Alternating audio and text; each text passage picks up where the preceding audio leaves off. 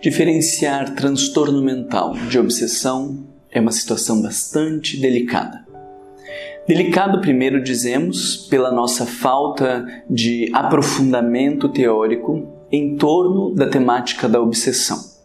Hoje, se nós colocarmos na internet sintomas de obsessão ou sintomas de mediunidade, nós teremos muitas colocações, estudos superficiais, abordagens que não condizem com o olhar da doutrina espírita. Quando nós tentamos relacionar os transtornos mentais com os processos obsessivos, nós precisaríamos ter com muita clareza quais são os transtornos mentais e com muita clareza quais são os quadros obsessivos e os sintomas obsessivos, para podermos pensar o diálogo entre essas duas situações.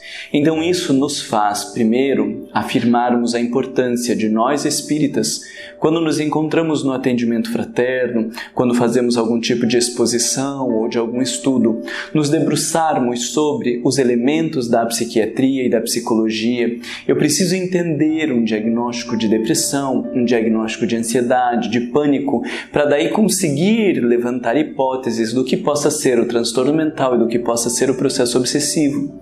Eu preciso também ter um aprofundamento a respeito dos sintomas obsessivos. Manuel Filomeno de Miranda, quando começou a escrever suas obras na década de 80, nos 2 primeiros livros ele faz um prólogo, uma introdução a respeito do que é obsessão, a respeito dos sintomas de obsessão, do tratamento da desobsessão, elementos muito importantes para os nossos estudos, obviamente composto ou presente em todas as suas obras. Mas nós queremos ressaltar uma obra de Joana de Ângeles chamada Encontro com a Paz e a Saúde, aonde ela faz uma definição de modo muito preciso a respeito do que é a obsessão simples, a fascinação e a subjugação, os sintomas que estão presentes em cada um desses quadros e a proposta terapêutica para cada uma dessas situações.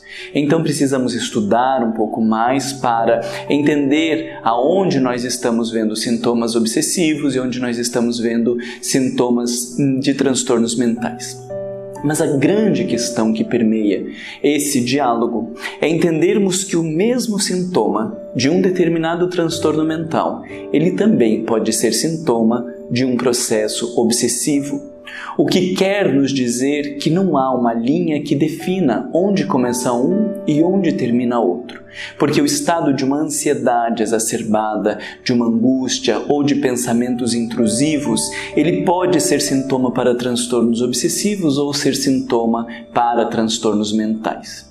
E mais do que isso, Bezerra de Menezes responde a Ivone Pereira, se não me falha a memória, no livro Reflexões sobre a Mediunidade. Ele faz uma descrição, Ivone Pereira pergunta sobre os casos dos transtornos mentais com causas orgânicas ou não causas orgânicas, físicas, e ele fala do caso do ressentimento. E a sua descrição é de que a pessoa ela terá sintomas de um obsidiado, mas, afirma ele é obsidiado senão por si mesmo.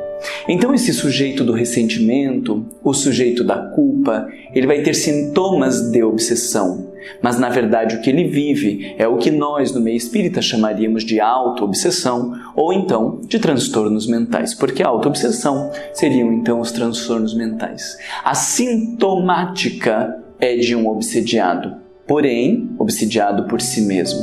Então com isso nós verificamos que não há uma linha que defina o que seja transtorno mental e o que seja processo obsessivo.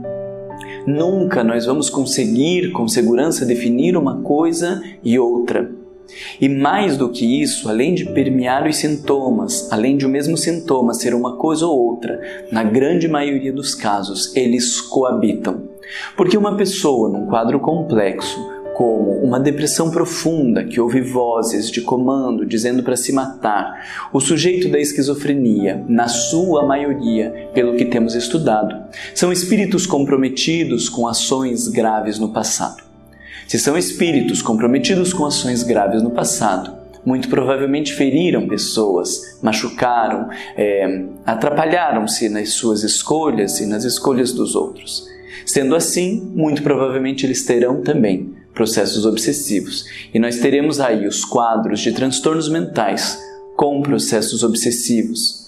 E vejamos que todo o transtorno mental, em sendo um desequilíbrio da alma, gera um estado vibratório negativo que abre as portas para a influência espiritual.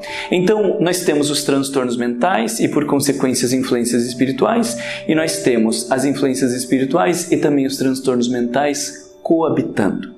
A grande questão quando nós discutimos sobre a interface entre um e outro não é querer diagnosticar, até porque hoje eu posso olhar um quadro e ter certeza de que ele é um quadro de simples influência espiritual. Mas Manuel Filomeno de Miranda, Joana de Ângeles também afirmam que a grande e persistente influência espiritual sobre uma determinada pessoa pode gerar os quadros biológicos, os quadros físicos de transtorno mental, porque vão desorganizando o funcionamento cerebral e com isso se instalam os transtornos mentais.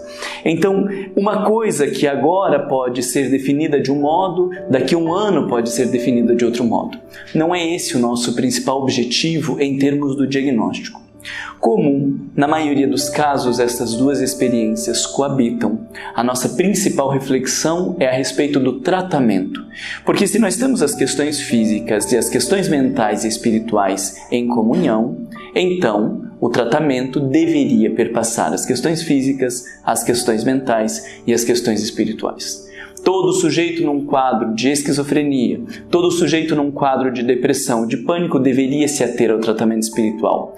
Todo sujeito em processo obsessivo deveria fazer acompanhamento com psiquiatras, psicólogos ou demais profissionais da área da saúde mental.